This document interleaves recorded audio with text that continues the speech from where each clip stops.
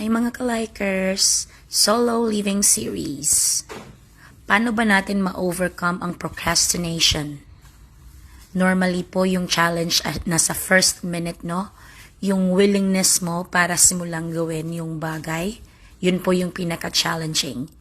So, my strategy is i-overcome yun kahit medyo mahirap. 1 minute yun na struggle, no?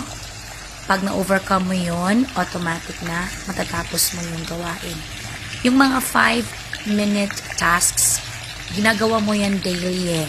So, mabilis po yung matapos. Kinakonsider ko po yan na quick wins. Gaya ng mabilisan pong pagwawalis, mabilisang paglilinis or pag-organize. Yung laundry, kapag may washing machine ka naman, pwede mong isabay habang nagluluto ka.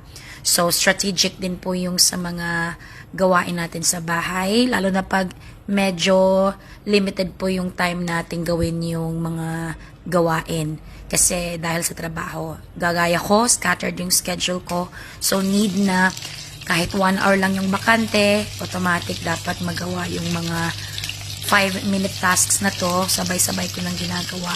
Para po siyang nasa restaurant ka. Clean as you go.